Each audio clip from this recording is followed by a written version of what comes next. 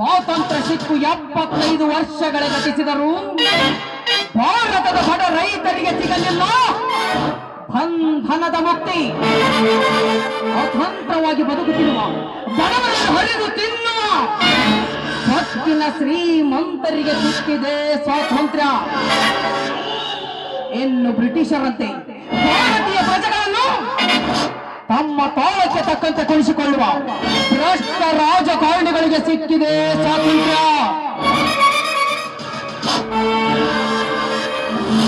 ಕಷ್ಟಪಟ್ಟು ದುಡಿಯುವ ರೈತನ ಕೂಗು ಕೇಳುವರಾರು ಇಲ್ಲ ಈ ಕಲಿಯುಗದಲ್ಲಿ.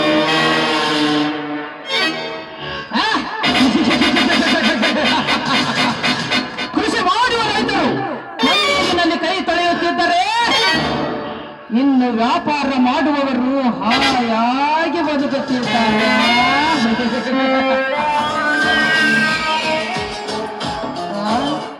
ಎಂಥ ವಿಚಿತ್ರ! ಕಷ್ಟಪಟ್ಟು ದುಡಿಯುವ ರೈತನ ಬೆವರಿನ ಶ್ರಮಕ್ಕೆ ಬೆಲೆ ಇಲ್ಲದಂತಾಗಿದೆ ಈ ಜಗದಲ್ಲಿ. ಇದನ್ನೆಲ್ಲ ಲೆಕ್ಕಿಸದೆ ಓಟು ಸೀಟಿಗಾಗಿ ನಾಯಿ ಅಂತ ಕಿರುಚಾಡುತ್ತಿರುವ ಆ ರಾಜಕೀಯ ಪುಡಾರಿಗಳ ಸಂದೇಶವು ಹಗಲು ರಾತ್ರಿ ಅನ್ನದೆ ಟಿವಿಯಲ್ಲಿ ಬರುತ್ತಿರುವುದನ್ನು ನೋಡಿದರೆ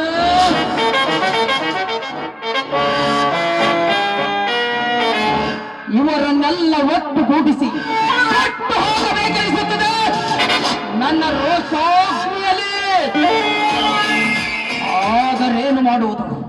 ಕಾನೂನು ಎಂಬುವ ಕವಚ ನಮ್ಮಂತ ಬಡವರನ್ನು ಕೈ ಕಟ್ಟಿ ಹಾಕುತ್ತಿದೆ. ಅದಕ್ಕಾಗಿ ಈ ಸೊಕ್ಕಿನ ಶ್ರೀಮಂತರು ಗಳಿಸಿರುವ ಸರ್ವ ಸಂಪತ್ತನ್ನು ಲೂಟಿ ಮಾಡಿ ಅದನ್ನು ಬಡವರಿಗೆ ಹಂಚಲಿಕ್ಕೆಂದು ಸಿಡಿದೆದ್ದು ಬಂದಿರುವನು ಈ ಸಿಡಿದೆದ್ದು ಮಾರ್ಗ.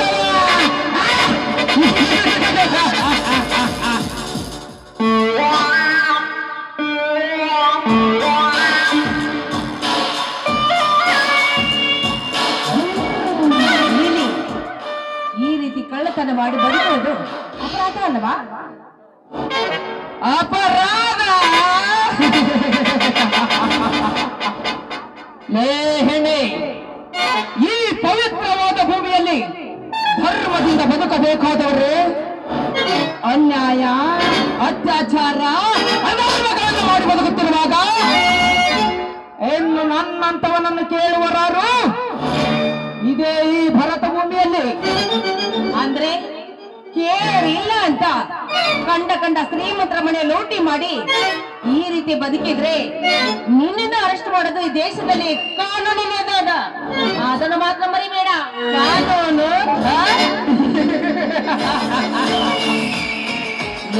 ಕಲಿತ ಹೆಣ್ಣೆ, ವಿದ್ಯಾವಂತರಾಗಿ ಬುದ್ಧಿ ಹೇಳಬೇಕಾದ ಪೊಲೀಸ್ ಅಧಿಕಾರಿಗಳೇ, ಕಳ್ಳತನ ಮಾಡಿ ಬರುವ ಕಳ್ಳನೊಂದಿಗೆ ಇವರು ಶಾಮೀಲಾಗಿ ಅವನು ಕದ್ದ ಹಣದಲ್ಲಿ ಇವರು ಭಾಗವನ್ನು ತೆಗೆದುಕೊಂಡು ಸುಳ್ಳು ಎಫ್ಐಆರ್ ಸೃಷ್ಟಿಸಿ ಮರುದಿನವೇ ಅದೇ ಕಳ್ಳನನ್ನು ಮನೆಗೆ ಕಳುಹಿಸುವ ಭ್ರಷ್ಟ ಅಧಿಕಾರಿಗಳೆಷ್ಟಿಲ್ಲ.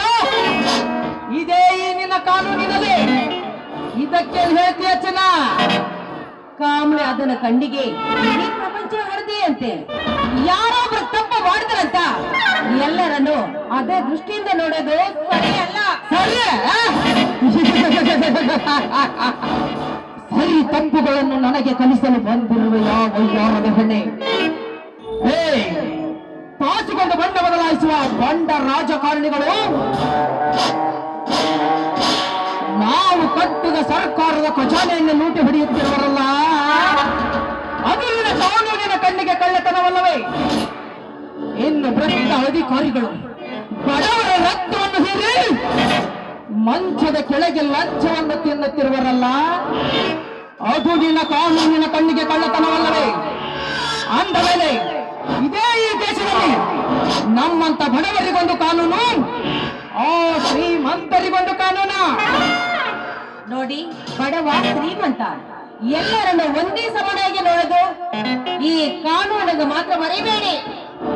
Correct correct. ಅದಕ್ಕಾಗಿ ಬಡವರಿಂದ ಬಾಚಿದ ಹಣದ ಮಬ್ಬಿನಲ್ಲಿ ಕೊಬ್ಬಿ ಮೆರೆಯುತ್ತಿರುವ ಆ ಶ್ರೀಮಂತರ ಸರ್ವ ಸಂಪತ್ತನ್ನು ಅದನ್ನ ಕಪಟತನದಿಂದ ಲಪಟಾಯಿಸಿ ಅದನ್ನ ಬಡವರಿಗೂ ಮತ್ತು ದೀನ ದಲಿತರಿಗೂ ಸಮಾನವಾಗಿ ಹಂಚಿ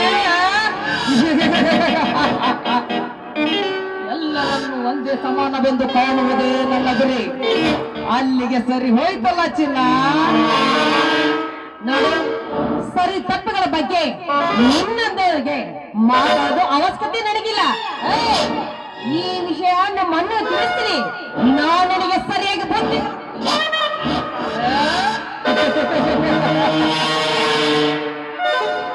ಎಲ್ಲೋ ಏನಂದೆ? ನನಗೆ ನೀನು ಬುದ್ಧಿ ಕಲಿಸುವ? ನನಗೆ ಬುದ್ಧಿ ಕಲಿಸಲು ನನ್ನನೇನು ಆ ಮಹಾಭಾರತದ ಧರ್ಮರಾಯನ ಅಥವಾ ಈ ಕಲಿಯುಗದ ಕಾಮಧೇನುನ? ಎರಡೂ ಅಲ್ಲ, ಈ ಕಾನೂನನ್ನು ಕಾಪಾಡುವ ಇನ್ಸ್ಪೆಕ್ಟರ್ ಜಗದೀಶ್. ಅಂದರೆ ನೀನೊಬ್ಬಳು ಪೊಲೀಸ್ ಅಧಿಕಾರಿಯ ತಂಗಿ. ಅಂದ ಮೇಲೆ ಇನ್ನೇಕೆ ತಡ? ಈ ಭಾರ್ಗವನಿಗೆ ಹಸಿದ ಹುಲಿಗೆ ಆಹಾರವೇ ಬಂದು ಗೊತ್ತಾಯಿತು. ಅಂದ ಮೇಲೆ ತಡ ಮಾಡೋದೇಕೆ? ನಾನು ಅಂದುಕೊಂಡ ಕೆಲಸವನ್ನು ಮಾಡಿ ಮುಗಿಸಲೇಬೇಕ.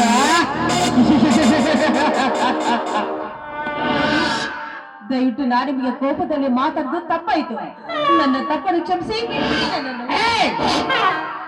ಈ ಭಾರ್ಗವ ಒಂದು ಸಾರಿ ಬೇಟೆಗೆ ಸಿದ್ಧವಾಗಿ ನನ್ನ ಕಾಲು ಮುಂದಿಟ್ಟರೆ ಮುಗಿದು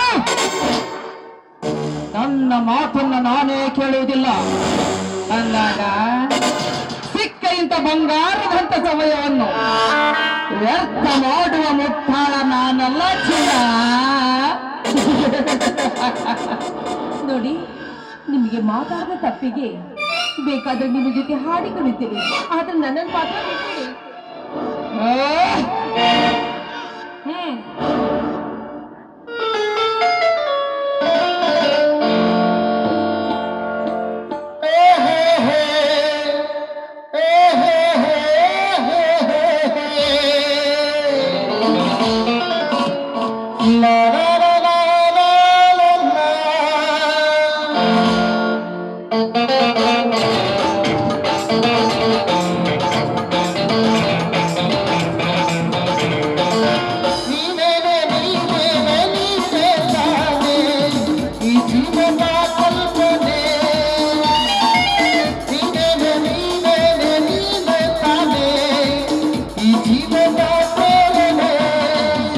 ನನ್ನ ಉಸಿರಾಣೆ ನನ್ನ ಜಗನೀನೆ, ನನ್ನ ಉಸಿರಾಣೆ ನನ್ನ ಜಗನೀನೆ, ಎಂದಿಗೂ ಎಂದಿಗೂ ನನಗೆ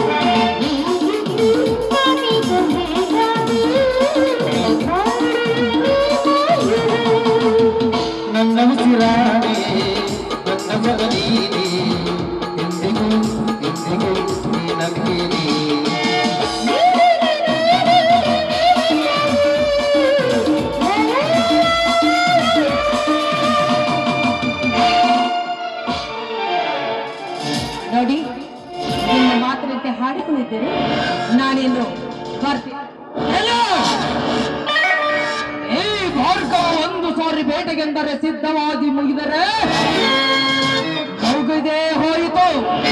ಇವನು ಕರುಣೆಗೆ ಕರಗುವವನು ಅಲ್ಲ, ಇವನು ಮರಣಕ್ಕೆ ಹೆದರುವವನು ಅಲ್ಲ. ಬೇಟೆಯಾಡುವುದೊಂದೇ ಇವನ ಗುರಿ. ನೋಡಿ, ನಿಮ್ಮ ಕೈ ಮುದು ಕಾಲಿದ್ದು ಬಿಡ್ತಾ ಇದ್ದಾರೆ.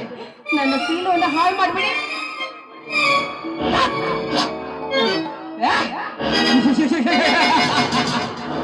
ನಿನ್ನಂತ ಅವನೆಯ ಶೀಲಕ್ಕೆ ಕೈ ಹಾಕುವ ಕಾಮುಕನಲ್ಲ ಈ ಭಾರ್ಗವ.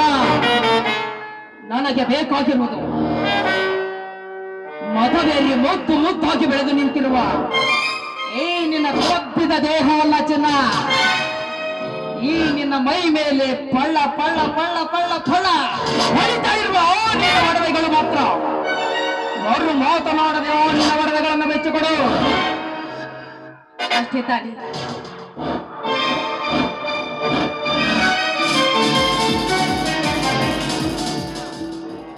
ತಗೊಳ್ಳಿ, ನನಗೆ ಬಿಟ್ಕೊಡ್ತಾ ಇದ್ದಾರೆ.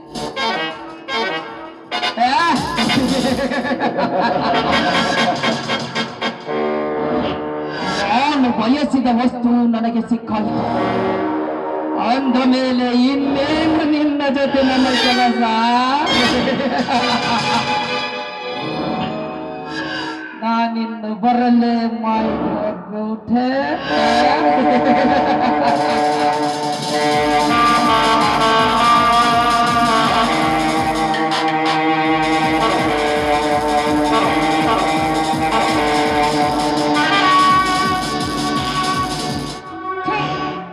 ನನ್ನ ಬುದ್ಧಿಗೆ ಬೆಂಕಿ ಹಾಕ. ಅವನು ಏನೋ ಕೇಳಿದ, ನಾನೇನೋ ತಿಳ್ಕೊಂಡೆ. ಆದ್ರೆ ಅವನು ಏನು ಕೇಳಿದೆ, ಇವನೊಂದಿಗೆ ನಾನು ಹಾಡಿಕೊಳ್ತೆ. ಏನೇ ಆಗ್ಲಿ, ಈ ವಿಷಯ ಆದಷ್ಟು ಬೇಗ ನಮ್ಮನ್ನು ತಿಳಿಸಿ ನಾನೇ ಅವನಿಗೆ ಸರಿಯಾಗಿ ಪಾಠ ಕಲಿಸಿ.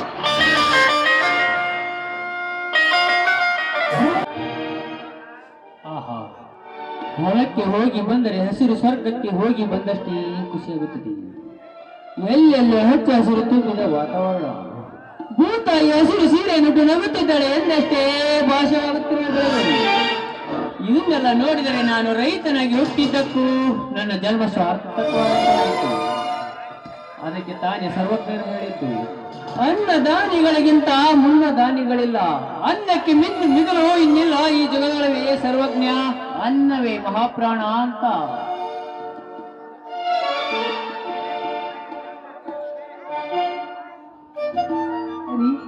ಏನ್ರಿ ಇದು ಯಜಮಾನ್ರು ಹೊಲದಿಂದ ಈಗ ತಾನೇ ಬಂದು ಅದು ಏನು ವಚನವನ್ನು ಹೇಳ್ತಾ ಇದ್ದಲ್ಲ, ಸರ್ವಜ್ಞ ಏನಾದ್ರೂ ನಿಮ್ಮ ಮೈ ಮೇಲೆ ಬನ್ನ? ಹಾಗಲ್ಲ ಗೌರಿ, ಏನ ಸುಳ್ಳಾದರೂ ಗಾದೆ ಸುಳ್ಳಾಗಲಿಲ್ಲ ನೋಡು. ಕಾಲ ಬದಲಾದರೇನು, ವಚನಗಳ ಮಹತ್ವ ಬದಲಾಗಲಿಲ್ಲ ನೋಡು. ರೈತ ಬೆಳೆದ ಬೆಳೆಗೆ ಜಗತ್ತಿಗೆ ನೀಡುವ ಅನ್ನವಿದ್ದಂತೆ ಅಂತ ವಚನದಿಂದ ಸತ್ಯವಾಯಿತು ನೋಡು. ಹೌದ್ರಿ, ಈ ಮನುಷ್ಯ ಎಷ್ಟೇ ಮುಂದುವರೆದರು ಹೊಟ್ಟಿಗೆ ತಿನ್ನೋದು ಅನ್ನ ಅನ್ನೋದು ಯಾವತ್ತೂ ಮರೆಯಬಾರ್ದು ಸ್ವಾಮಿ, ಮರೆಯಬಾರ್ದು. ಅದು ಅಲ್ಲದೆ ಈ ನಮ್ಮ ಜನಗಳಿಗೆ ಅದು ಯಾವಾಗ ಗೊತ್ತಾಗುತ್ತೋ ಅಂತ ಅರ್ಥವಾಗ್ತಾ ಇಲ್ಲ ಸ್ವಾಮಿ. ಗೌರಿ, ಅದಕ್ಕೆ ಅಲ್ಲವೇ ಸರ್ವಜ್ಞರು ಹೇಳಿದ್ದು, ಕೋಟಿ ವಿದ್ಯೆಗಳಿಗಿಂತ ಮೇಟಿ ವಿದ್ಯೆಯೇ ಮೇಲು. ಮೇಟಿ ಎಂಬ ರಾಟಿ ನಡೆಯದಿದ್ದರೆ ದೇಶದ ಆಟವೇ ಕೆಳಕು ನೋಡು ಸರ್ವಜ್ಞ ಅಂತ. ಮೇಟಿ ಎಂಬ ರಂಟಿ ಊಟ ಏನು ಅಷ್ಟು ಹಸನ ಬಿಸಿಲು ಮಾಡಲಿದ್ದಂದ್ರೆ ದೇಶ ಅಷ್ಟೇ ಅಲ್ಲ ಗೌರಿ, ಈ ಜಗತ್ತೇ ಸರ್ವನಾಶ ಆಗಿಬಿಡುತ್ತೆ.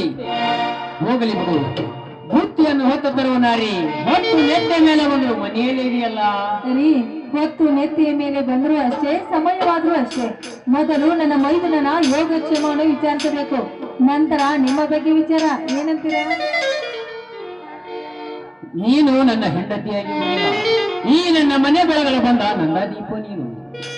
ನನ್ನ ಮನೆ ಬೆಳಗಲು ಬಂದ ನಂದಾದೀಪ ನೀನು. ನನ್ನ ತಮ್ಮನಿಗೆ ಹೃದಯವಂತಿಕೆಯ ತಾಯಿಯಾಗಿ ವಾತ್ಸಲ್ಯ ತುಂಬಿದ ಕೊಡವಾಗಿ ಬಂದ ನಂದಾದೀಪ ನೀನು. ಸರಿ, ಗಂಡ ಹೆಂಡತಿ ಅಂದ ಮೇಲೆ ಎರಡು ಜೋಡಿ ಎತ್ತಿನ ಬಂಡಿಯ ಗಾಲಿ ಇದ್ದಾರೆ. ಕಷ್ಟವೇ ಬರಲಿ ಸುಖವೇ ಬರಲಿ ಎಲ್ಲವನ್ನು ಹೊಂದಿಕೊಂಡು ಹೋಗಬೇಕು ಸ್ವಾಮಿ. ಅಂದಾಗ ಮಾತ್ರ ಹೆಣ್ಣಿಗೆ ಒಂದು ಕರ್ತವ್ಯ ಅಂತ ಅನಿಸಿಕೊಳ್ಳೋದಕ್ಕೆ ಸಾಧ್ಯ. ಗೌರಿ, ನಿಲ್ಲ ಗೌರಿ, ಗಂಡನನ್ನು ಬರೀ ಮಾತಿನಲ್ಲಿಯೇ ಬರೋಬಡಿ ಹುಡುಕಿಯ ನೋಡು ನೀನು. ಅಂದ್ರೆ ಏನ್ರಿ ನಿಮ್ಮ ಮಾತಿನ ಅರ್ಥ? ಹೆಣ್ಣಿನ ಸೌಂದರ್ಯದ ಮರ್ಮಕ್ಕೆ ಮನಸೋತವು. ಎಷ್ಟೋ ಮನುಷ್ಯನ ಮನಸ್ಸುಗಳು ಮಾತುಗಾರದೆ ಮೂಕವಾಗಿವೆ ಅಂದ ಮೇಲೆ ನಿನ್ನ ಅಂತರಾಳದ ಆಲಾಪವನ್ನು ಆಲಿಸುವಿಯ ಚಲವಿ.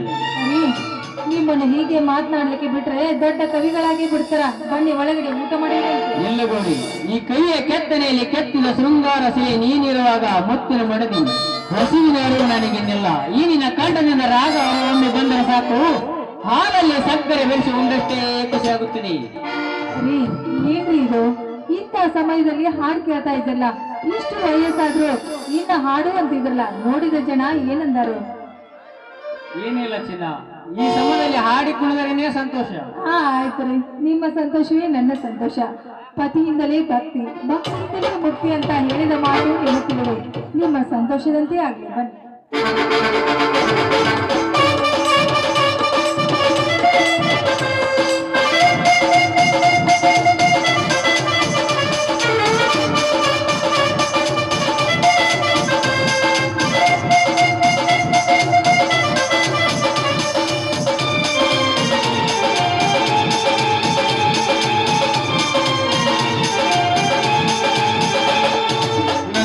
ಪ್ರೀತಿ ದೇವಿ ನಿನಗೆ ಕ್ಷೀರಾಭಿಷೇಕ, ಬಾಳ ಸಂಗಾತಿ ನಿನಗೆ ಪ್ರೇಮಾಭಿಷೇಕ.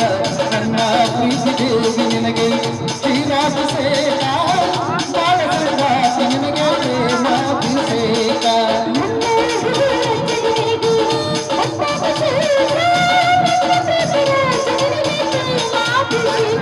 ನನ್ನ ಸೇ ಮಂತ್ರ ಪುಷ್ಪ ಕುಡಿದಾಟ ನಂದಾದೀಪ,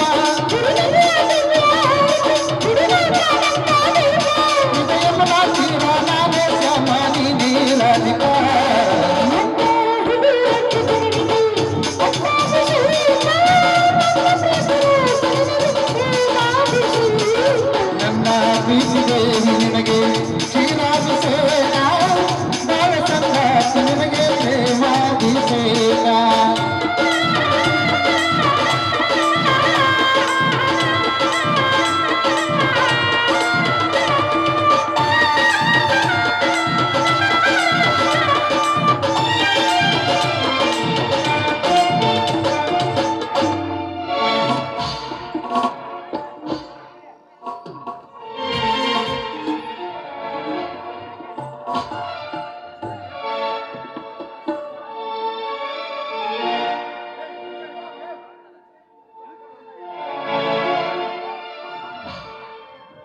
ಅಣ್ಣ, ಅತ್ತಿಗೆ ಏನು ಮಾಡ್ತಿದ್ದೀರಾ? ಏನಿಲ್ಲಪ್ಪ ನಂದೀಶ, ನಿಮ್ಮತ್ತಿಗೆ ಮೆಣಸಿನಕಾಯಿ ತುಂಬ ಬಿಡಿಸ್ತಾ ಇದ್ದೇವೆ. ಕಸ ಹೊಡೆಯದೆ ಹಾಗೆ ಕಸ ಹೊಡಿತೀವಿ, ನೀರು ಹೊಡೆಯದೆ ಹಾಗೆ ಕಸ ಹೊಡಿತಿದ್ದಳು. ಅದಕ್ಕೆ ಗಾಳಿಗೆ ಕಾರ ಕಣ್ಣಿಗೆ ಬಿತ್ತು ಊದುತ್ತಿದ್ದಳಪ್ಪ. ಸ್ವಲ್ಪ ನೀನಾದರೂ ಬುದ್ಧಿ ಹೇಳಬಾರ್ದು ನಿಮ್ಮತ್ತಿಗೆ? ಅಲ್ರಿ, ನಾನು ಕಸ ಹುಡಿತಿರ್ಬೇಕಾಗೆ ನೀವು ಹೊರಗೆ ನಿಂದಿರ್ಬೇಕಾಗಿತ್ತು. ಹೊರಗೆ ಯಾಕೆ ಬರ್ಬೇಕಾಗಿತ್ತು? ಹೋಗ್ಲಿ ಬಿಡಿ. ಇಲ್ಲಪ್ಪ, ನಾನು ಇವ್ರು ಹೇಳಿದ ಮಾತೇ ಕರೆ. ನನ್ನ ಮಾತನ್ನು ನಂಬಪ್ಪ ಮೈನ. ಅತ್ತಿಯೇ, ಅಣ್ಣ ವಯಸ್ಸಿನಲ್ಲಿ ದೊಡ್ಡವರಾದರೂ ಮಕ್ಕಳದಂತೆ ನೀವು ನವ ದಂಪತಿಗಳನ್ನು ನೋಡಿ ಕಲಿತುಕೊಳ್ಳಬೇಕು ಈ ಸಮಾಜದಲ್ಲಿ.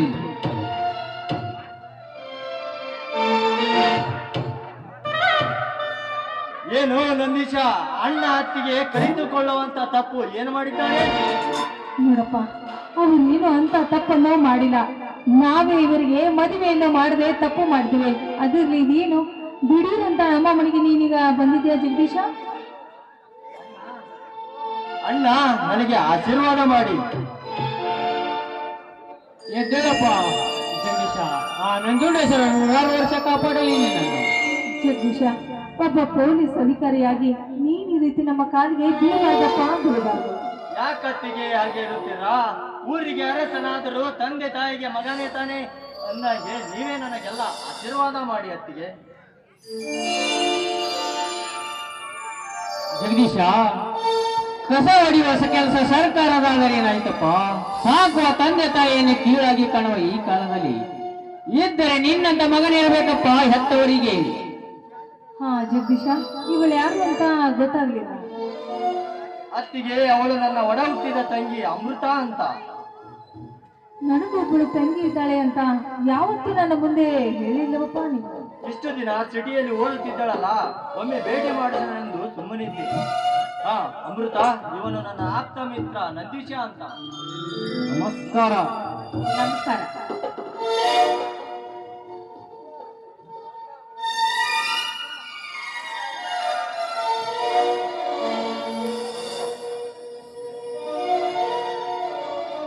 ಎದ್ದೇಳಮ್ಮ ಅಮೃತ, ಆ ಉಡ್ಸುಲಮ್ಮ ದೇವಿ 106 ವರ್ಷ ಕಾಪಾಡಲಿ ನಾನು.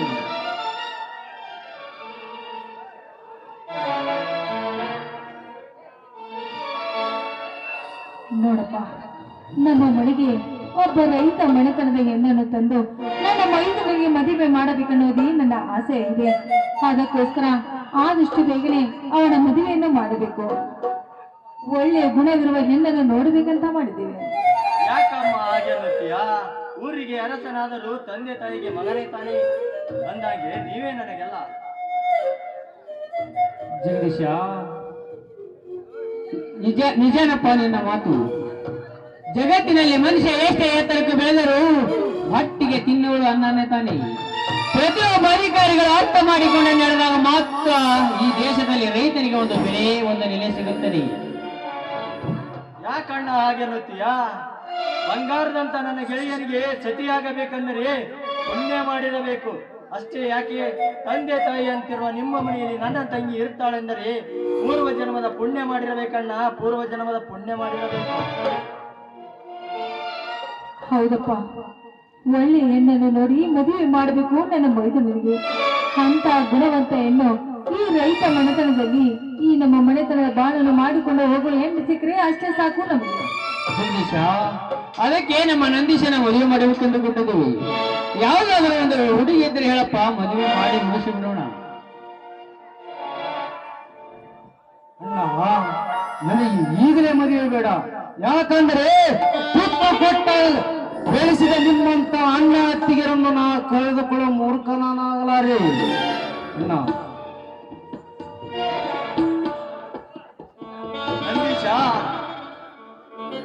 ನಂದೀಶ, ಯಾಕೆ ಹಾಗನ್ನುತ್ತೀಯ ನಂದೀಶ?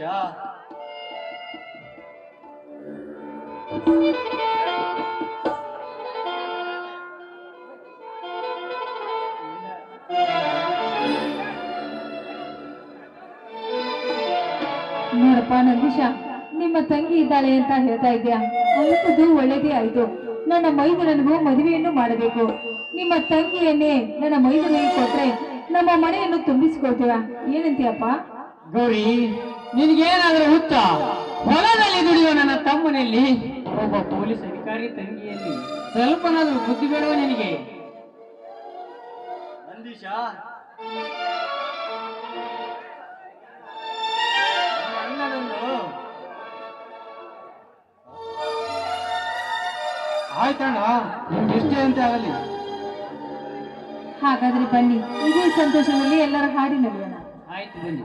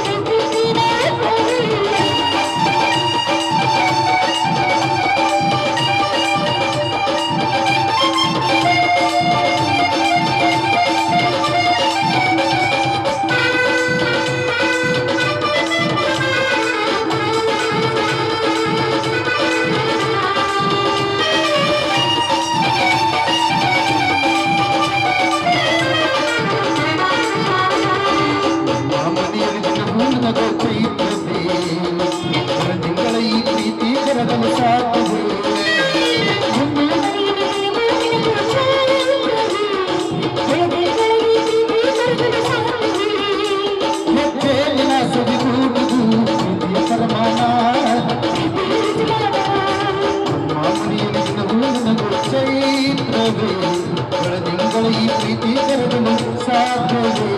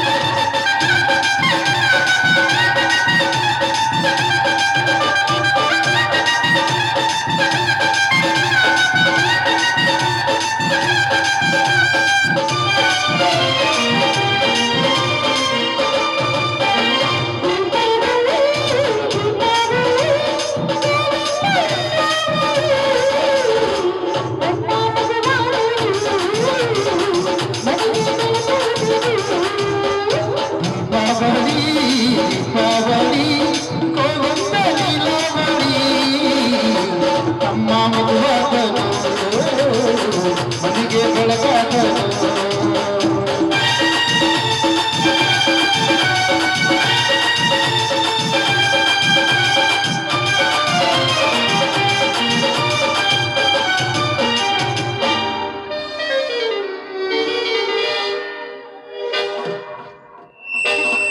ಮೈದುನ ನಡೆಯಪ್ಪ, ಒಳಗಡೆ ಬಿಸಿ ಬಿಸಿ ಅಡಿಗೆ ಮಾಡಿದ್ದೇನೆ, ಊಟ ಮಾಡೋಣ.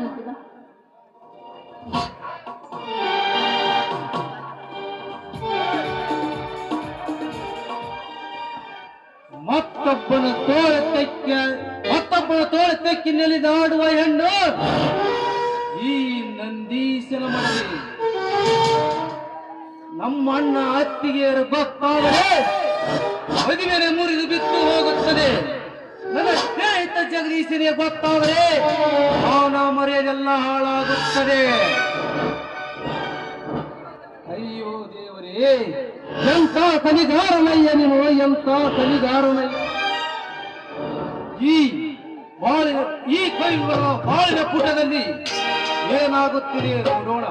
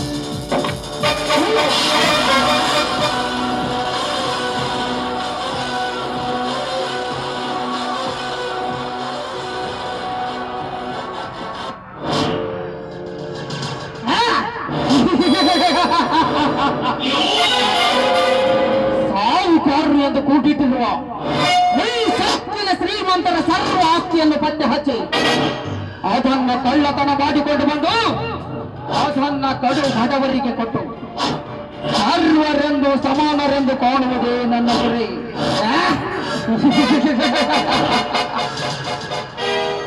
ನರಸಿಂಹ,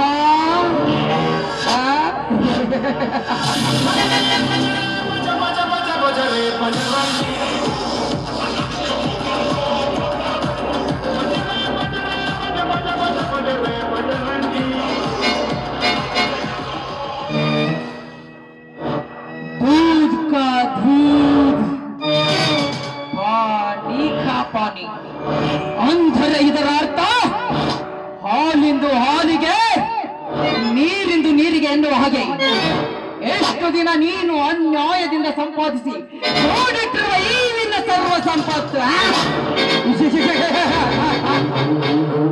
ಇನ್ನು ಕೆಲವೇ ಗಂಟೆಗಳಲ್ಲಿ ಸೇರುವುದು ಬಡ ರೈತರ ಕೈಯಲ್ಲಿ.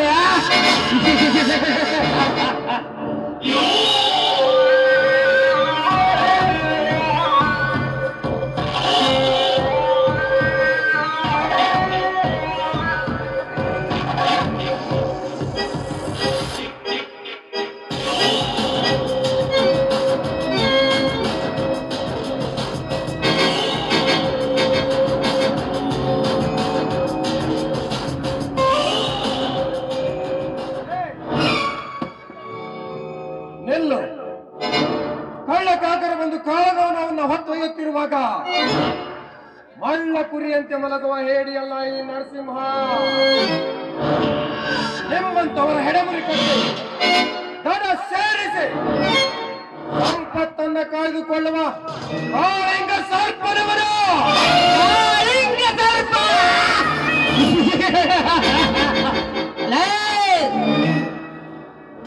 ನಿಮ್ಮಂತ ಕಾಳಿಂಗ ಸರ್ಪಗಳನ್ನು ಆಕಾಶದಿಂದಲೇ ಹೊಂಚು ಹಾಕಿ ನೋಡಿ, ಶರ ವೇಗದಿಂದ ಬಂದು ತೊಕ್ಕಿ ಹಕ್ಕಿ ಆಕಾಶದೆತ್ತರಕ್ಕೆ ಹೊತ್ತೊಯ್ದು ನಿಮ್ಮನ್ನ ಹರಿದು ತಿನ್ನುವ ಗಂಡು ಗರುಡ.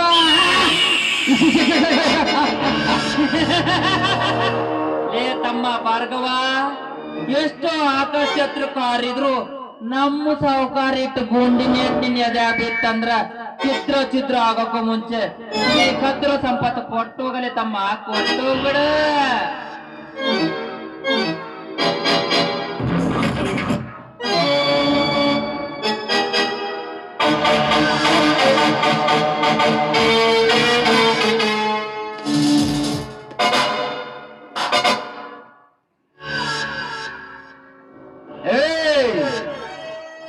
ಹತ್ತಿರುವ ಸಂಪತ್ತನ್ನು ಹೊತ್ತೊಯ್ಯಲು ಇದೇನು ಗುಡಿಸಲು ಮನೆ ಎಂದುಕೊಂಡಿರುವೆಯಾ ಬಡವ? ಗರ್ಜಿಸುವ ಸಿಂಹ ಸಿಂಹನ ಕುಯ್ಯ.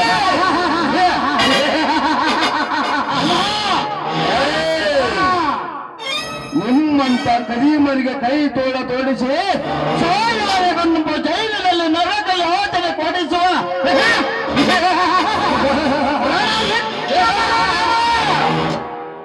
ರಣ ವಿಕ್ರಮರ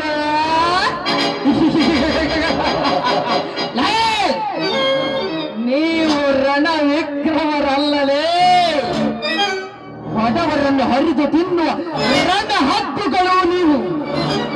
ನಿಮ್ಮಂತ ರಣ ಹದ್ದುಗಳನ್ನು ತೆರೆದ ಮನೆಯಲ್ಲಿ ಕುಳಿತು ಗುರಿ ಇಟ್ಟು ಬೇಟೆಯಾಡುವ ಬೇಟೆಗಾರ ಏ ಸಿಡಿ ದತ್ತ ಭಾರ್ಗವ.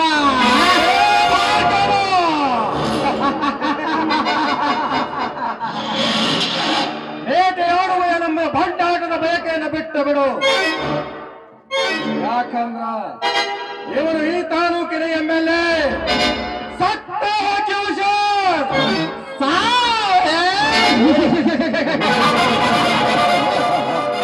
ನರಸಿಂಹ, ನನ್ನನ್ನು ಸಾವಿಗಂಜು ಬದುಕುವ ಹೇಡಿ ಅಂದುಕೊಂಡಿದ್ಯಾ?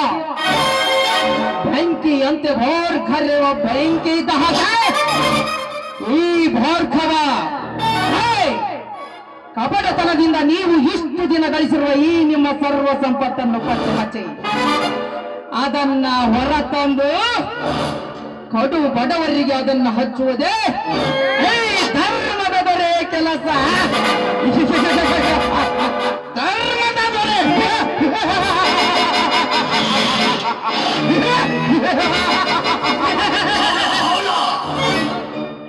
ಭಾಗವ, ಧರ್ಮದ ದೊರೆಯನ್ನು ಧರ್ಮದಿಂದ ದುಡ್ಡಿಲ್ಲದೆ ಬದುಕಿದರೆ ಹತ್ತಿನಂತೆ ಕಾಣುವುದು ಸೈನಿಕರಿಲ್ಲದ ಸಮಾಜನ.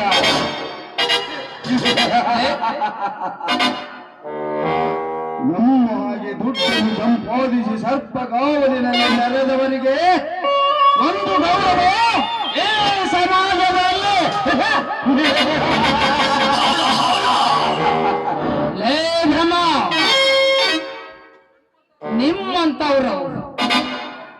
ನಿಮ್ಮಂತವರನ್ನು ಸದೆ ಬರೆಯುವ ಸಲುವಾಗಿ ನಮ್ಮ ದೇಶದ ಹೆಮ್ಮೆಯ ಪುತ್ರ ಪ್ರಧಾನಿ ನರೇಂದ್ರ ಮೋದಿಜಿಯವರು ನಿಮ್ಮಂತ ಕಲಿಗಳ ಕಪ್ಪು ಹಣವನ್ನು ಹೊರತೆಗೆಯಲಿಕ್ಕೆಂದು 1000 ರೂಪಾಯಿ 500 ರೂಪಾಯಿ ನೋಟುಗಳನ್ನ ಬ್ಯಾನ್ ಮಾಡಿದಾಗ ರಾತ್ರಿ ಕಣ್ಣಿಗೆ ನಿದ್ದೆ ಇಲ್ಲದೆ ಪರವಾಡಿತು ನಿಮ್ಮಂತ ಶ್ರೀಮಂತರೇ ಹೊರತು ನಮ್ಮಂತ ಬಡವರೆಂಬುದನ್ನು ಮಾತ್ರ ಮರಿಬೇಡ.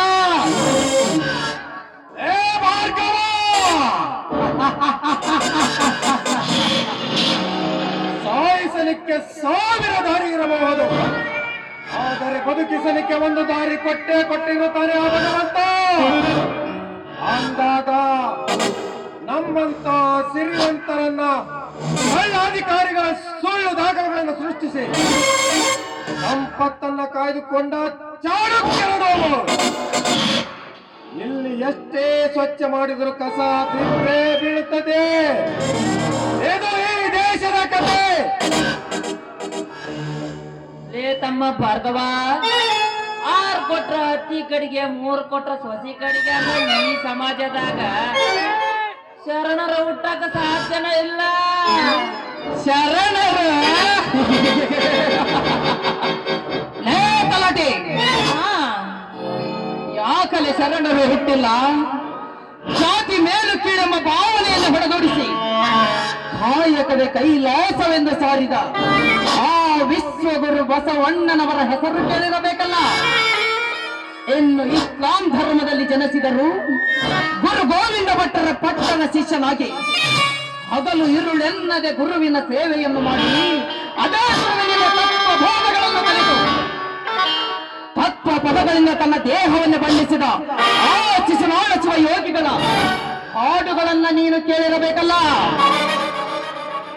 ಇನ್ನು ಕುಲವೆಂದು ಹೊಡೆದಾಡದಿರೋ ನಿಮ್ಮ ಕುಲದ ನೆಲೆಯನ್ನೇನಾದರೂ ನೀವು ಬಲ್ಲಿರಾ ಎಂದು ಸಾರಿ ಹೇಳಿದ ಓ ದಾಸ ಶ್ರೇಷ್ಠ ಕನಕ ದಾಸರ ಕಥೆಯನ್ನೊಮ್ಮೆ ನೀನು ಕೇಳಿರಬೇಕಲ್ಲ. ಅಷ್ಟೇ ಯಾಕಲೇ ಒಬ್ಬ ಮನುಷ್ಯ ಇನ್ನೊಬ್ಬ ಮನುಷ್ಯನನ್ನು ಹೆಚ್ಚಿಸುವುದು ತಪ್ಪು ಎಂದು ಎಲ್ಲ ಮನುಷ್ಯರನ್ನು ಪ್ರೀತಿಸಿದ ಯೇಸು ಕ್ರಿಸ್ತನಿಲ್ಲವೇ? ಇವರೆಲ್ಲರೂ ಈ ಸಮಾಜವನ್ನು ತಿದ್ದುವ ಮುಖಾಂತರ ಜನರಿಗೆ ಸಂದೇಶವನ್ನು ಸಾರಿದ್ದಾರೆ. ಇದೇ ಸಮಾಜದಲ್ಲಿ ಜನಿಸಿರುವ ಸಮಾಜ ಶರಣರ ಬಗ್ಗೆ ಕಿಂತಿಷ್ಟು ಗೊತ್ತಿಲ್ಲದ ಶತಮೂರ್ಖರು ನೀವು. ಸಮಾಜದಲ್ಲ ಶರಣರು.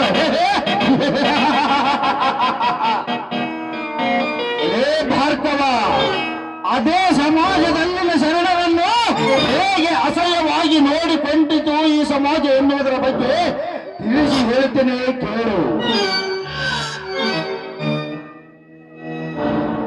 ಕುಲವೆಂದು ಹೊಡೆದಾಡದಿರಿ, ನಿಮ್ಮ ಕುಲದ ನೆಲೆಯನ್ನೇನಾದರ ಬಲ್ಲಿರೋ ಎಂದು ಸಾರಿದ ವಿಶ್ವ ಮಾನವ ಬಸವಣ್ಣನವರನ್ನೇ ನದಿಗೆ ಆರಿಸಿದ ಕಣ್ಣು ಸಮಾಜವಿದೆ.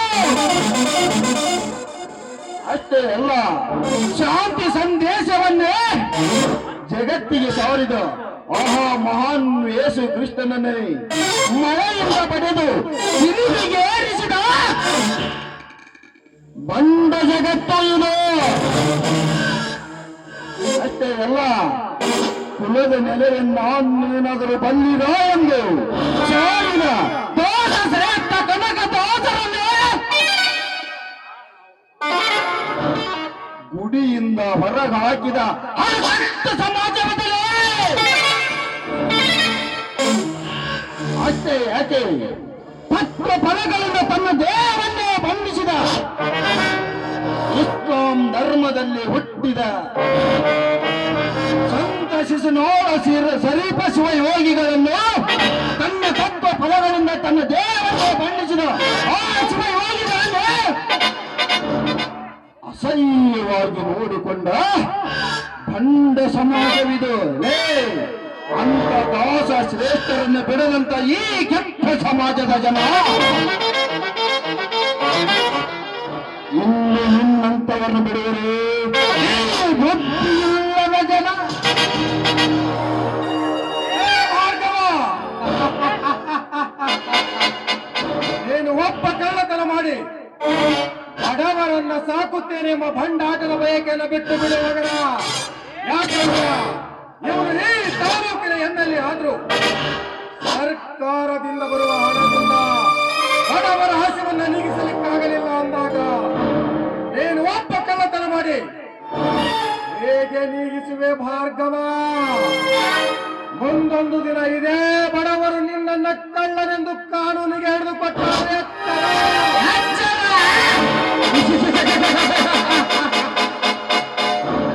ಭಾರ್ಗವ, ನೀನೊಬ್ಬ ಗೋಮುಖ ವ್ಯಾಘ್ರ ನಿಂತಂತೆ ಸಂಪನ್ನನಂತೆ ಸೋಗು ಹಾಕಿ ಬಡವರಿಗೆ ಸರ್ಕಾರದಿಂದ ಬರುವ ಯೋಜನೆಗಳನ್ನೆಲ್ಲ ನುಂಗಿ ನೀರು ಕುಡಿದು ಮತ್ತೆ ಅದೇ ಬಡವರೆದುರು ಬಂದು ಮೊಸಳೆ ಕಣ್ಣೀರು ಸುರಿಸುವ ನೀನೊಬ್ಬಲೇ, ನೀನೊಬ್ಬ ಪ್ರಜಾಪ್ರತಿನಿಧಿ ಅಲ್ಲಲೇ, ನೀನೊಬ್ಬ ಪ್ರಚಂಡ ಕಳ್ಳನಿದ್ದಂತೆ. ನಿಮ್ಮಂತವರ ಮುಖ ಮಾಡುವನ್ನು ಬಯಲು ಮಾಡಿ ಜನರಿಂದ ಚೀತು ಎಂದು ನಿಮಗೆ ಉಗಿಸಿ, ಇವರು ಜನರನ್ನು ಆಳುವ ಜನನಾಯಕರಲ್ಲ, ಜನರನ್ನು ಹರಿದು ತಿನ್ನುವ ನಯ ವಂಚಕರೆಂದು ಸಾರಿ ಸಾರಿ ತಿಳಿಸುವೆ ಈ ಸಮಾಜಕ್ಕೆ. ನೋಡತಮ್ಮ ಭಾರ್ಗವ, ಈ ತಾಲೂಕಿಗೆ ಬ್ರಹ್ಮ ವಿಷ್ಣು ಮಹೇಶ್ವರರಿದ್ದಾಗೆ ಇಲ್ಲಿ ನಮ್ದ ಕಾನೂನು ನಮ್ದ ಸರ್ಕಾರ ಅಂದ ಮಾತ್ರಕ್ಕ ಕೈ ಮುಗಿದು ನ್ಯಾಯ ಕೇಳ್ಬೇಕು ವಿನಃ ಏನಾದ್ರೂ ಎಗರಾಡಿದ್ರ ಸತ್ತೋಗಿ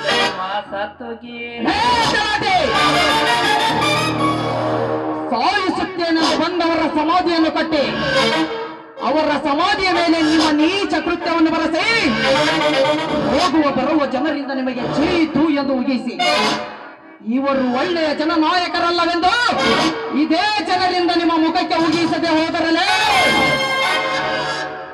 ನನ್ನಿಂದ ನಿಮ್ಮ ಕಾಯಕನೆಲ್ಲ ಹೊರಸಾಗದೆ ಹೋದರೆ ನಾನು ಭಾರ್ಗವನೇ ಅಲ್ಲ. ಭಾರ್ಗವ ನಿನ್ನಂತ ಧರ್ಮ ಕರ್ಮದ ನೀತಿ ತತ್ವನ ಕೇಳಲಿಕ್ಕೆ ನಾನೇನು ತತ್ವಜ್ಞಾನಿಯೂ ಅಲ್ಲ, ಬೋಧಿಸುವುದಕ್ಕೆ ನೀನೇನು ಸನ್ಯಾಸಿಯೂ ಅಲ್ಲ. 60 ಹಳ್ಳಿಯ ಅರಸ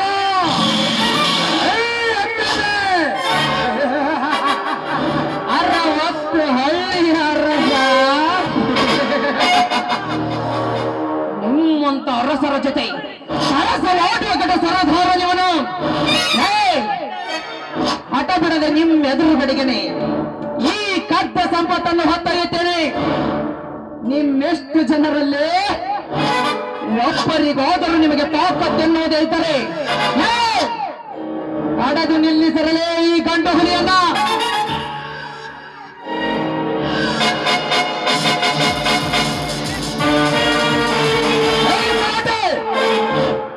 ಅಲ್ಲೇನೋ ನೋಡ್ತೀಯಾ, ಪೊಲೀಸರಿಗೆ ಫೋನ್ ಮಾಡು, ರೊಕ್ಕ ಕೊಟ್ಟು ಒಟ್ಟು ಕೋಳಿಗೆ ಹಾಕಿಸರ ಕತ್ತಲ ಕೋಣೆ ಒಳಗೆ ಕೊಲೆ ಮಾಡಿದರಾಯ್ತು. ಆಯ್ತು ಸಬರ್, ಈಗ ಕತ್ತಲು ಕೋಣೆ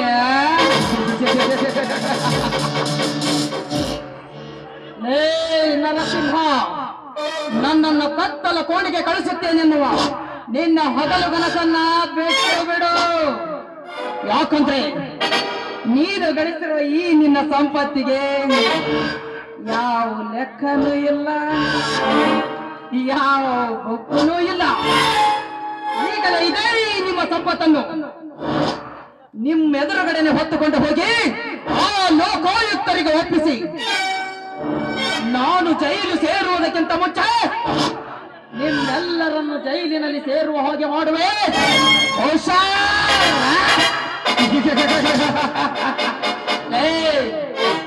ಇವನು ಕಾನೂನಿನ ಗಾಣದೊಳಗೆ ಸಿಲುಕಿರುವ ನೀನಲ್ಲಲೇ. ನಿಮ್ಮಂತ ಸಮಾಜಘಾತಕರನ್ನು ಹರಿದು ತಿನ್ನುವ ಸಮರವೀರ. ಸಾಹುಕಾರೆ, ಹಾದಿ ಒಳಗ ಹೋಗೋ ಮಾರ್ಯಮ್ಮನ ಮಣಿ ಒಳಗ್ ಕರ್ಕೊಂಬಂದಂಗಾತ್ರಿ ನಮ್ ಬಾಳೆವು. ತಮ್ಮ ಭಾರ್ಗವ, ನೀ ಕದ್ರ ಸಂಪತ್ ತಗೊಂಡೋಗಲೆ, ನೀ ತಗೊಂಡೋಗಲೆ ಸೈಲೆಂಟಾಗಿರ್ತವಿ.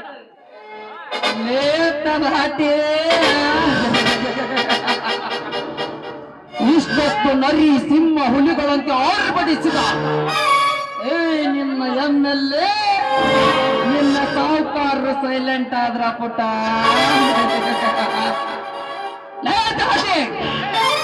ನೀವು ಚೋಬೆ ಕೆಳಗೆ ನುಸುಳುವವರಾದರೆ ನಾನು ರಂಗೋಲೆಯ ಕೆಳಗೆ ನುಸುಳುವ ನಾಯಕ. ಈ ನಿನ್ನ ಎಮ್ಮೆಲ್ಲೆ ಸಾಹೇಬರಿಗೂ ನಿನ್ನ ಶ್ರೀಮಂತರಿಗೆ ತಿಳಿಸಿ ಹೇಳು, ನಾನಿನ್ನು ಬರುತ್ತೇನೆ.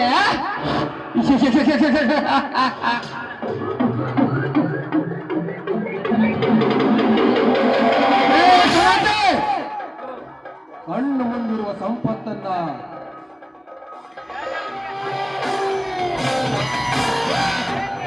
ಸಾಹುಕಾರ ಈ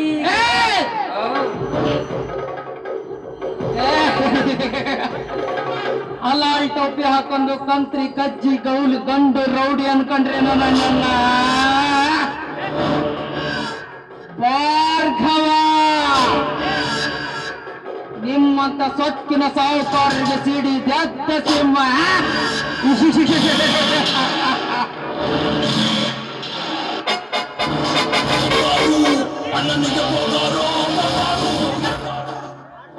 ಸಾಹುಕಾರ ಈಗೇನಾದ್ರೂ ನಾವು ಸುಮ್ಮಕಿರ್ಲಿಲ್ಲ ಆದ್ರ ಅವ ಹೋಗಿ ಏನಾದ್ರೂ ಲೋಕಾಯುಕ್ತರಿ ತಿಳಿಸಿದ್ನಂದ್ರ ಇಷ್ಟು ರೊಕ್ಕ ಎಲ್ಲಿಂದ ಬಂತು ಅಂತ ಕೇಳ್ತಾರ.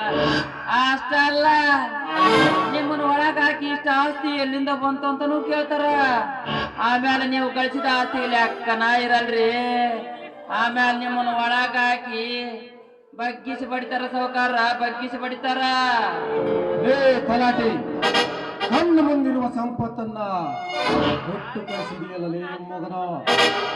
ನಿನಗೆ ಕರ್ಕೊಂಡು ಬಂದು ನನ್ನ ಮನೆಗೆ ತಲಾ ಕಟ್ಟಿ ಕೆಲಸ ಕೊಟ್ಟಿದ್ದು ದೊಡ್ಡ ತಪ್ಪಾಗಲಿ.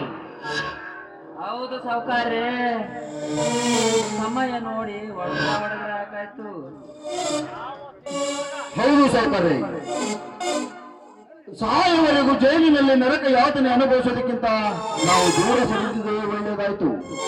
ಸಮಯ ನೋಡಿ ಸಂಚು ಹಾಕಿ ಹಂಚು ಹೂಡಿ ಆ ಭಾರ್ಗವನನ್ನು ಪರಮಾತ್ಮನ ಪಾದಕ್ಕೆ ಕಳುಹಿಸಲು. ಸಾವುಕಾರ್ರೆ, ದುಡ್ಡು ಹೋದ ದುಃಖದಲ್ಲಿ ಯಾವುದಾದ್ರೂ ಒಂದು ಪಾರ್ಟಿ ಹಾಲಿಗೆ ಹೋಗಿ ಕುಡಿದು ಮಜಾ ಮಾಡೋಣ, ಏನಂತೀರಾ? ಹೌದು ಸಾಹುಕಾರ್ರೆ, ಹಂಗೆ ಮಾಡೋಣ, ಏನಂತೀರಾ? ಅವ ಹಂಗ ಆಟಗಳು ಹಾ ಹೇಗೆ ನೋಡ್ರಿ.